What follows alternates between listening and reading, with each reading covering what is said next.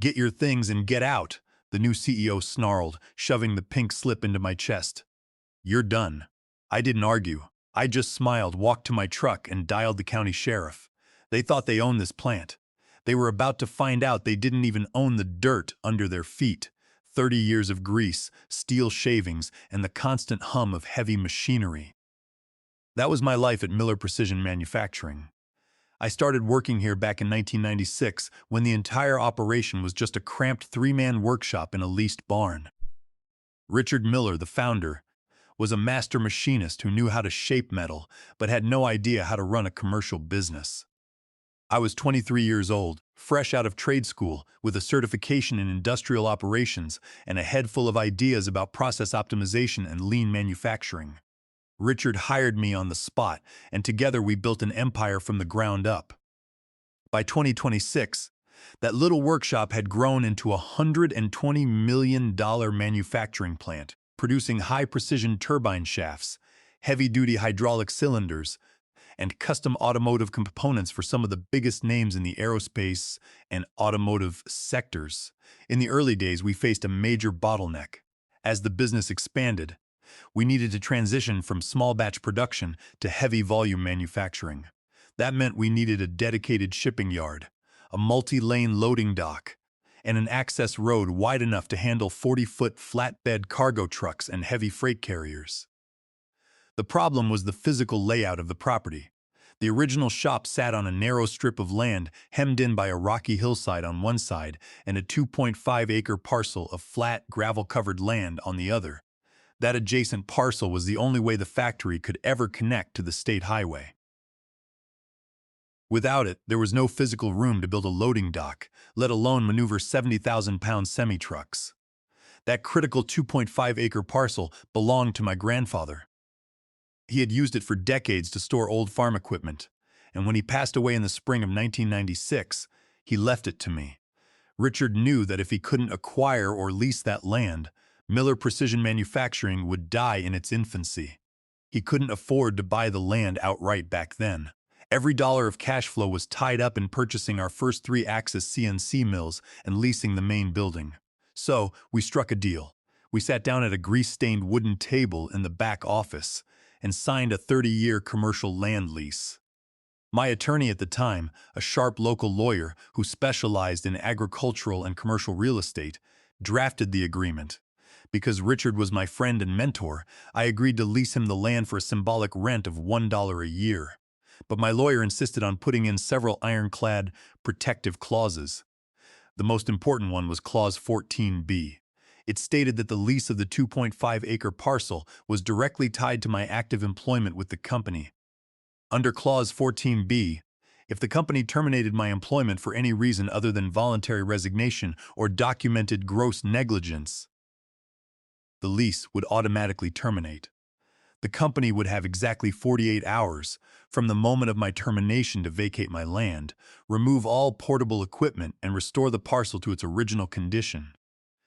If they failed to do so, they would be guilty of civil trespass, and I had the legal right to block all access to the property immediately. For 3 decades, that contract sat undisturbed in a fireproof filing cabinet in my home office. I never had a reason to look at it. Richard and I worked side by side.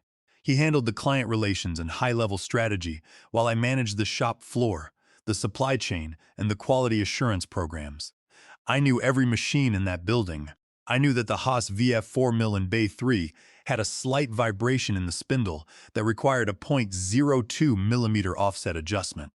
I knew that the raw steel alloys we imported from Germany had to be normalized at exactly 1600 degrees Fahrenheit before machining, or they would develop micro-fractures under high pressure. The machinists respected me because I didn't sit in a clean office. I wore steel-toed boots, got my hands dirty, and solved problems on the fly. Under my management, our scrap rate dropped to less than 0.5%, and we never missed a major shipping deadline. Everything changed 6 months ago when Richard decided to step back. His health was failing, and he wanted to enjoy his remaining years. Instead of promoting me or hiring a seasoned manufacturing veteran, Richard handed the reins to his 32-year-old son, Ryan Miller. Ryan was a fresh MBA graduate from an expensive East Coast business school. He arrived at the plant wearing a tailored Italian suit, custom leather shoes, and a condescending smirk that immediately alienated every worker on the shop floor. Ryan didn't care about metallurgy, toolpath optimization, or machine maintenance.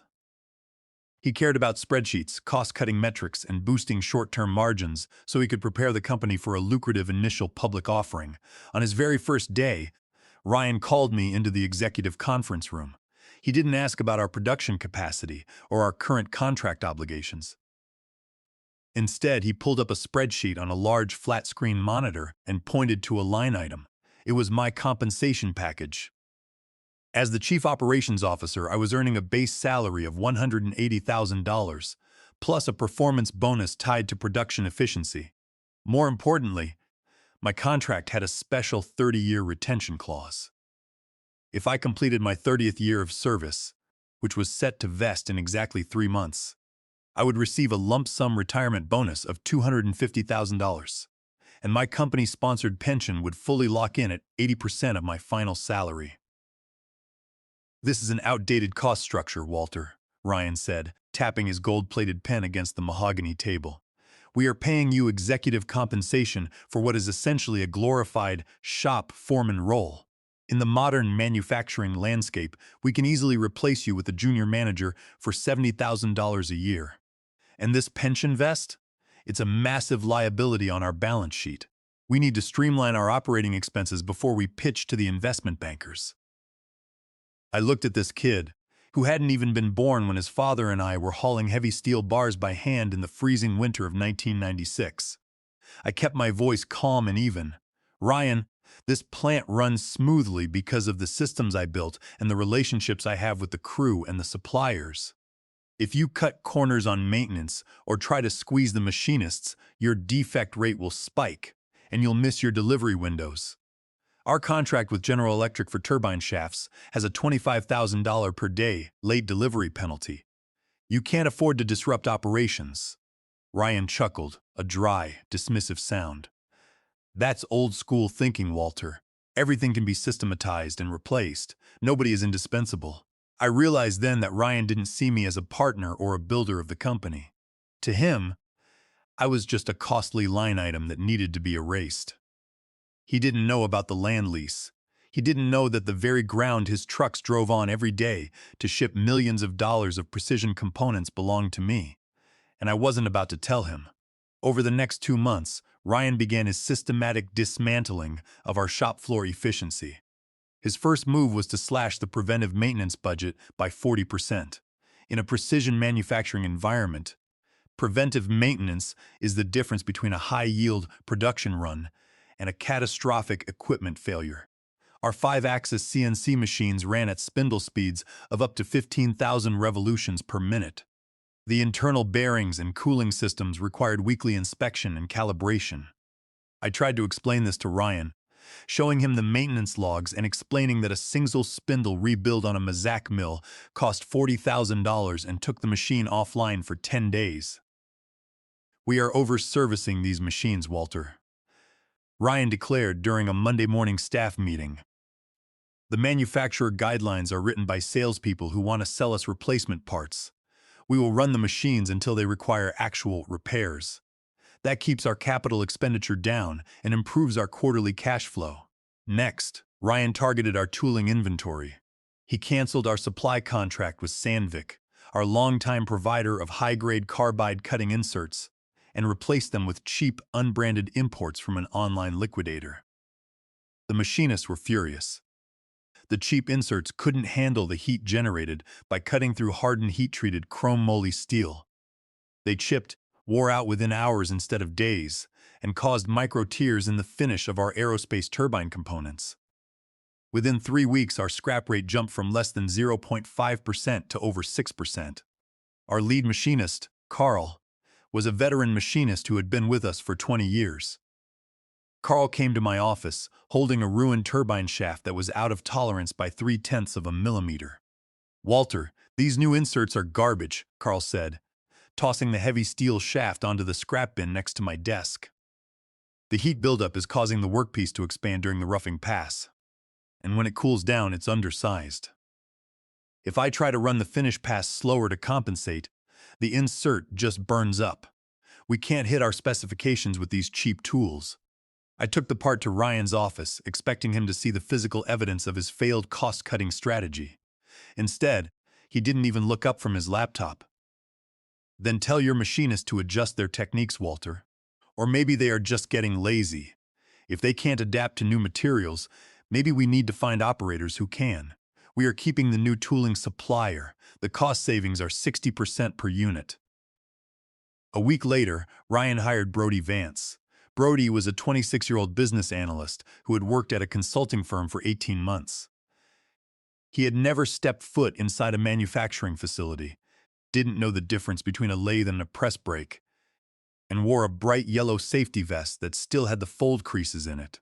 Ryan announced that Brody would be shadowing me to learn the daily operations and identify administrative redundancies. I knew exactly what was happening. Brody was there to extract 30 years of my operational knowledge before Ryan cut me loose. Every day, Brody followed me around with a digital tablet, asking me to explain how I coordinated the material delivery schedules, how I managed the ASME pressure vessel certifications, and how we navigated the complex customs paperwork for our international shipments. I answered his questions truthfully, but I didn't give him the critical nuances. I didn't tell him that our main shipping carriers required a 3-day advance notice for heavy haul permits, or that the local utility company charged a double-rate surcharge if we ran the heat treatment furnaces during peak grid demand hours between 2 and 6 in the afternoon. I let him write down the basic steps, knowing that a list of procedures is useless without the experience to manage the variables. The climax arrived on a rainy Friday afternoon in late November, exactly 3 months before my 30th anniversary and the vesting of my pension package. I was in the middle of reviewing the quality control reports for our latest batch of GE turbine shafts when my desk phone rang. It was Ryan's administrative assistant asking me to come to the executive conference room immediately. When I walked in, Ryan was sitting at the head of the table. Brody Vance was sitting to his right, looking down at his tablet. Next to them was a folder containing several sheets of paper. The air in the room was cold and professional. "Sit down, Walter," Ryan said, gesturing to the chair opposite him. He didn't offer a polite greeting. He simply opened the folder and slid a document across the polished wood. I looked at the header. It was a formal notice of termination. "Effective immediately. Your employment with Miller Precision Manufacturing is terminated," Ryan said, his voice flat and rehearsed. "We are restructuring our administrative department, and the position of Chief Operations Officer is being eliminated. Brody here will be taking over the management of the shop floor under a new title, Operations Administrator." I didn't blink. I didn't raise my voice. I simply picked up the document and read the details. The termination was listed as without cause, meaning they were firing me simply to eliminate my role. I looked at the severance offer. It was a joke. They were offering me 2 weeks of base salary, equivalent to about $7,000, in exchange for my signature on a comprehensive release of liability. By signing it, I would waive my right to sue for age discrimination, waive my right to my 30-year retention bonus, and forfeit my company pension plan. "You're firing me 3 months before my pension vests, Ryan," I said, keeping my voice level. "Your father promised me that my retirement would be secure. We built this company together." "My father is no longer running this company, Walter," Ryan replied, leaning forward and resting his elbows on the table. "Business is about efficiency, not sentimentality. This is a very generous severance package for someone whose role is no longer necessary. If you sign it today, we will release the funds immediately. If you don't, you will leave with nothing but your final paycheck and your unused vacation hours. The choice is yours." I looked at Brody, who was refusing to make eye contact, and then back at Ryan. I could see the arrogance in the young man's eyes. He believed he had won. He believed he had saved his balance sheet $350,000 in pension liabilities and bonuses, while replacing me with a cheap analyst who would do whatever he was told. I slid the unsigned severance agreement back across the table. I won't be signing this, I said quietly. Ryan smirked. Suit yourself, Walter. It doesn't change the outcome. You are still terminated, and you need to vacate the premises by 5 o'clock today. Security will escort you to your office to pack your personal belongings. Understood, I said. I stood up, walked back to my office, and packed my personal items into a single cardboard box. I took my coffee mug, my personal reference books on metallurgy, and the file folder containing my original 1996 land lease agreement. The machinist watched in silence as I walked out of the building, escorted by a junior security guard. As I put the box into the passenger seat of my truck, I looked back at the massive loading dock and the access road that connected the factory to the highway. My 48-hour clock had just started ticking. I drove straight home, poured myself a cup of black coffee, and spread the original 1996 lease agreement across my dining room table. I called Howard Reed, a seasoned real estate attorney who had handled my grandfather's estate and had known my family for 40 years. Howard was 72 now, semi-retired, but his mind was as sharp as a diamond-tipped cutting tool. I explained the situation, reading him the exact text of Clause 14b. I could hear him chuckling on the other end of the line. Walter, this is as straightforward as it gets, Howard said. They signed a contract that explicitly ties the land lease to your employment. Ryan Miller wanted to cut you loose to save a few $1,000s, but he didn't bother to check the foundation of his own house. Since they terminated you at 4 o'clock today, Friday, their lease on your land officially expires at 4 o'clock this Sunday afternoon. If they have so much as a single wooden pallet on your property after that hour, they are committing civil trespass. I will draft the formal notice immediately. By 6 o'clock that evening, Howard had drafted the Notice of Lease Termination and Eviction. He sent it via certified mail, registered email, and hand-delivered courier to Ryan Miller's personal residence, the company's corporate headquarters, and the email address of the plant's outside legal counsel. The letter was polite, professional, and devastating. It informed them that the lease for the 2.5-acre parcel, which contained the entire shipping yard, the loading docks, and the main access road connecting to State Route 12, would expire at exactly 4 o'clock p.m. on Sunday. The company was instructed to remove all commercial vehicles, equipment, and trailers, and to restore the land to its original gravel state condition within 48 hours. On Saturday morning, I didn't sleep in. I got up at 6 and called Gary Walker. Gary owned a commercial fencing and site security company. I explained that I needed concrete jersey barriers and a heavy-duty rolling chain-link gate installed along a precise property boundary line. I told him I needed it done by Sunday noon, because Gary was a friend, and I paid him a double-rate weekend emergency fee of $4,000. He agreed to bring his flatbed trucks and crew first thing Sunday morning. Next, I drove to the county sheriff's department. I had an appointment with Sheriff Roy Robinson, whom I had known for 20 years through our local Rotary Club. I sat down in his office and laid out the paperwork. My grandfather's original land deed, the county tax maps showing the exact coordinates of my property, the signed 1996 lease agreement with Clause 14b, and a copy of the formal eviction notice that Howard had served the night before. Sheriff Robinson put on his reading glasses and studied the maps and the contract clauses. He nodded slowly as he finished reading the documents. Well, Walter, this is a private property dispute, but the contract is clear, the sheriff said, leaning back in his leather chair. If they haven't vacated by Sunday at 4 p.m., they are trespassing on your deeded land. I can't physically drag their machinery out of there on Sunday, but I can certainly enforce your right to secure your property. If you put up a fence on your boundary line and they try to cut it or cross it with their trucks, they are committing criminal trespass and destruction of property. I'll dispatch a deputy to be on site at 4 o'clock Sunday to keep the peace and make sure nobody tries to violate your property line. That's all I ask, Roy, I said. I just want to secure my land. Sunday morning was cold and gray. At 8 o'clock, Gary Walker's crew arrived at the site. The factory was closed for the weekend, save for a skeleton crew of security guards and 1 or 2 maintenance technicians. Gary's men used a heavy crane to unload 6 massive concrete jersey barriers, each weighing 4,000 pounds.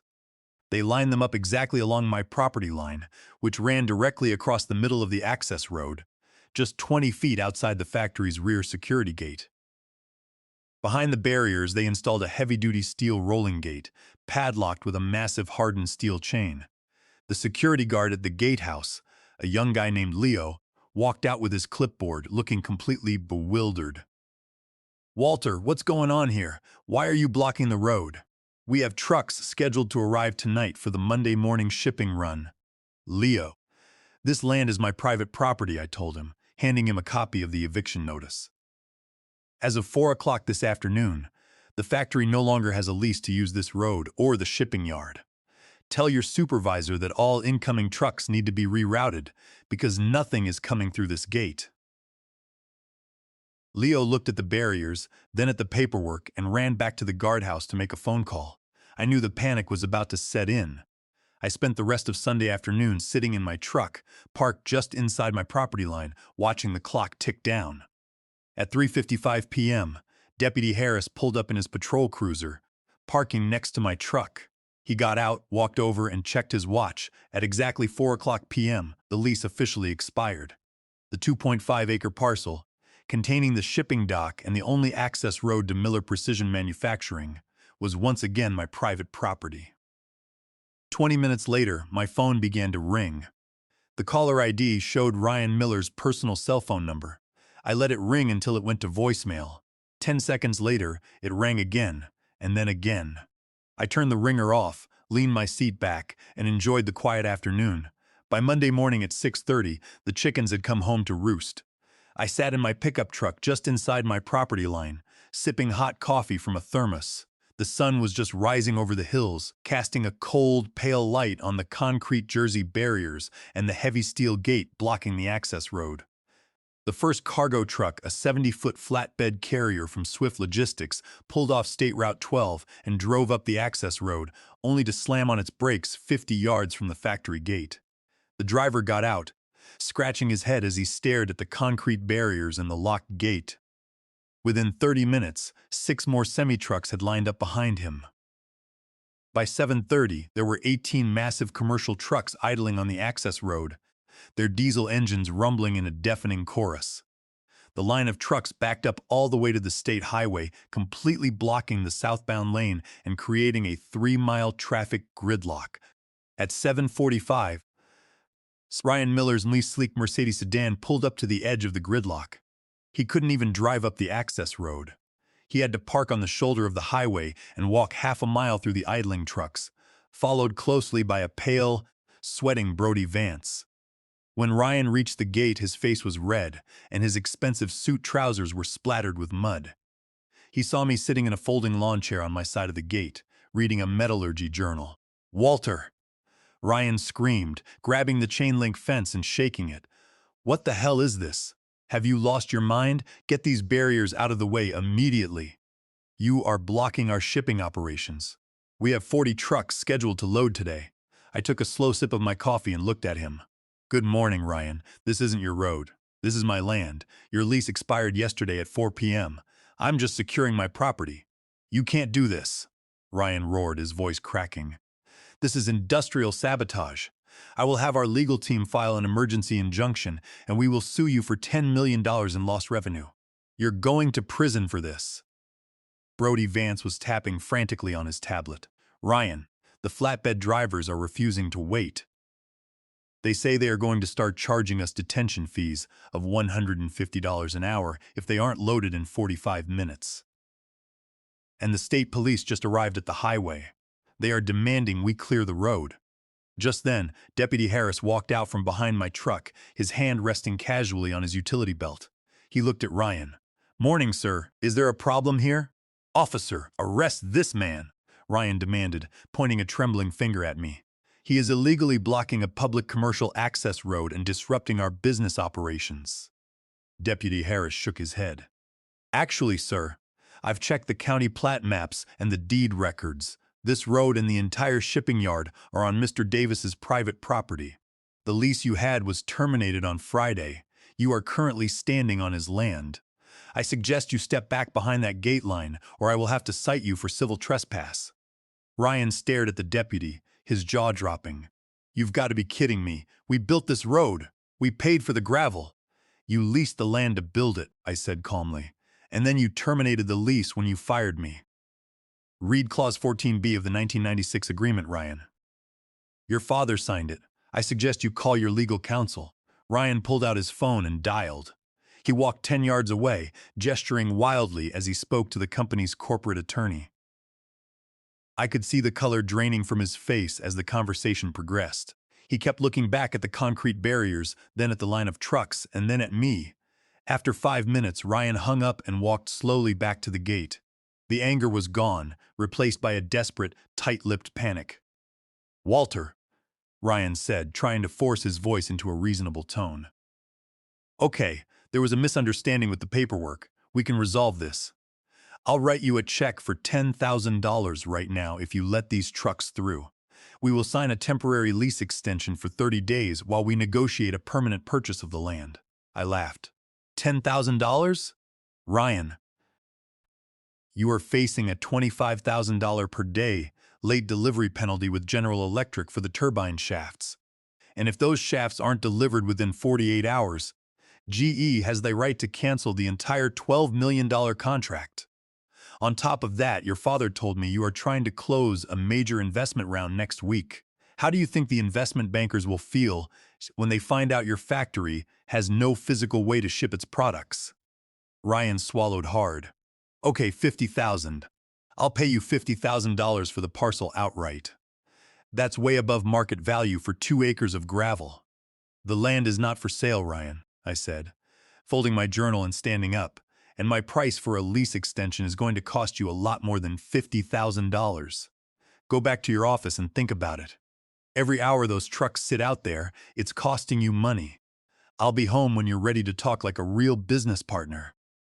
I walked back to my truck, got in, and drove down the side path to the highway, leaving Ryan standing in the mud, surrounded by the roar of 18 idling diesel trucks and the flashing blue lights of the state police cruisers who had just begun ticketing his carrier drivers.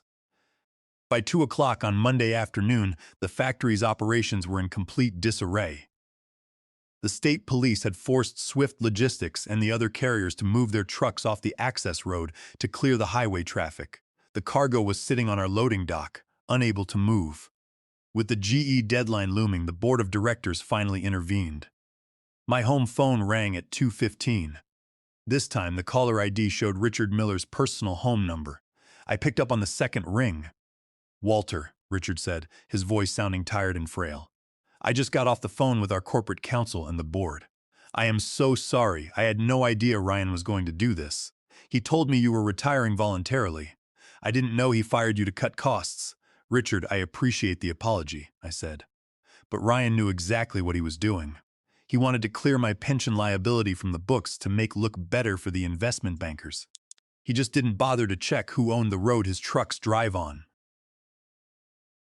"He's a fool, Walter," Richard sighed.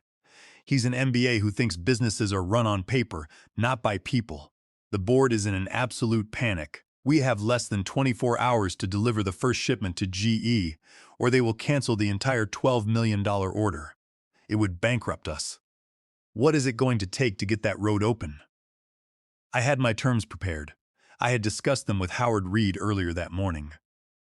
"Richard, I'm willing to open the road, but we aren't going back to the old terms. Here is what I need. First, Ryan must be stripped of all operational authority and removed from the company permanently. He cannot have any management role now or in the future. Second, Brody Vance must be fired immediately. He is incompetent and has no business running a shop floor." "Consider it done," Richard said without hesitation. "What else?" "Third, I am to be reinstated as Chief Operations Officer under a new 5-year employment agreement," I continued. "My base salary will be $220,000 a year, adjusted for inflation. Fourth, my $250,000 retention bonus must vest immediately, and my company pension must be fully locked in and guaranteed by the board.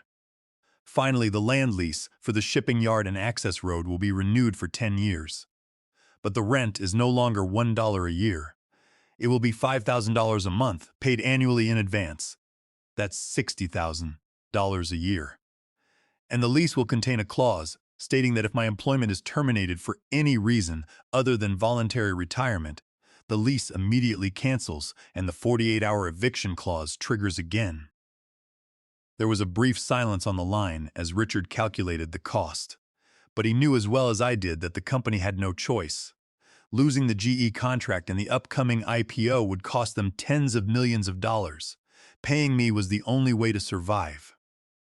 "I will call an emergency board meeting for 4 o'clock today, Walter," Richard said. "I will personally guarantee that these terms are approved. I'll have Howard Reed and our corporate counsel draft the agreements. Can we meet at the factory at 9 o'clock tomorrow morning to sign?" "I'll be there, Richard," I said.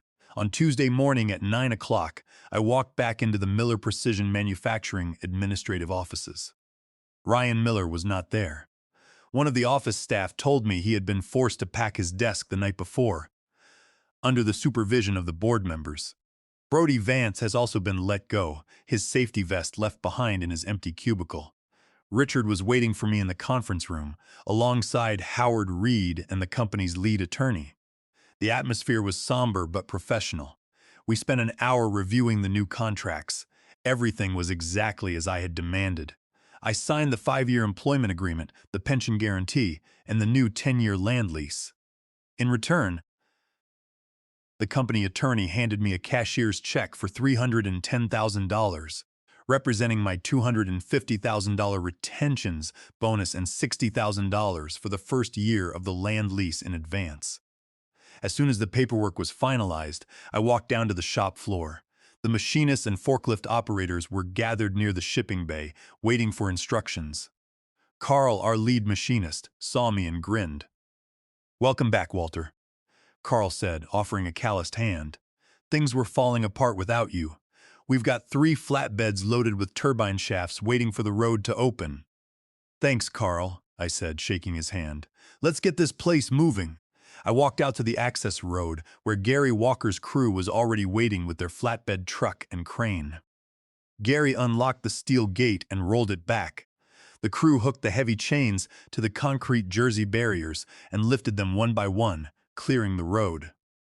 Within minutes, the first Swift cargo truck rolled through the gate, heading toward the loading dock.